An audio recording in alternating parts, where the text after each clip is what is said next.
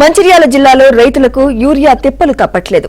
రోజుల తరబడి వ్యవసాయ కేంద్రాల వద్ద పడిగాపులు కాస్తున్నా బస్తా యూరియా దొరకడం గగనమైపోయిందని వాపోతున్నారు. అయితే అధికారులు మాత్రం సీజన్లో 28,000 మెట్రిక్ టన్నులు అవసరమైతే ఇప్పటికే 21,000 వరకు సరఫరా చేశామన్నారు. గత ఏడాది సరఫరాతో పోలిస్తే ఈ ఏడాది అధిక సరఫరా జరిగిందని చెబుతున్నారు. వ్యవసాయ కేంద్రాల్లో సరిపడా నిల్వలు ఉన్నాయని అధికారులు చెబుతున్నా క్షేత్రస్థాయిలో భిన్నమైన పరిస్థితి కనిపిస్తోందని రైతులంటున్నారు. కేటాయించిన యూరియా పక్కదారి పోతోందని, దళారులకు అధిక ధరలకు యూరియా అమ్మి అధికారులు లబ్ధి పొందుతున్నారని రైతులు ఆరోపిస్తున్నారు. ఒకరోజు యూరియా వచ్చిందని ప్రకటిస్తే మరుసటి రోజు బస్తాలు లేవని అధికారులు పొంతన లేకుండా మాట్లాడుతున్నారని రైతులు మండిపడుతున్నారు. అధికారులు యూరియా లెక్కలు బయట పెట్టాలంటున్నారు.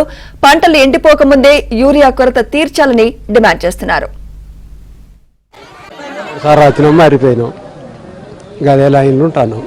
చెప్పులు పెడతాను, మొత్తం పేపర్లు పెడతాను, అన్ని పెడతాను. పరిస్థితికి అంతే, దొడ్డు మంది వేసుకొని లేకపోతే లేదంటారు.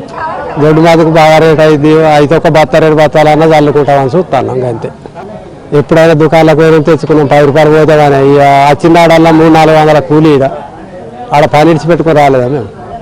అది పరిస్థితి. వాళ్ళు ఇచ్చేది లేదు, మేము తినేది లేదు, మేము పొలానికి వేసేది లేదు. రోజు అయితే ఇస్తారా నచ్చుడే. తనం పోతాను, 4 రాకుండానే వెళ్ళిపోతాను.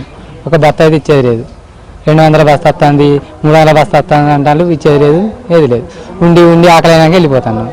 పేపర్లు అన్ని ఇడిచిపెట్టి పేపర్లు పెడతాను, చెప్పులు పెడతాను, బండలు పెడతాను, అన్ని తిరగబెట్టి పోతాను. అన్నీ ఉంటాయి, మా దాలమే వెళ్ళిపోతాను. యూరియా బస్తాలు కావాలి మాకు. అత్తన్నయ్యి అంటే వచ్చేది లేదు, ఏది లేదు. వస్తాయి అంటే వస్తలేవు. చెప్పులు లైన్లు పెడతాం, ప్రోడక్ట్ పడిపోతారు. మేము ఇవాళ వర్షం పడ్డది కాబట్టి మాకు యూరియా బస్తాలు కావాలని మేము వచ్చినాం.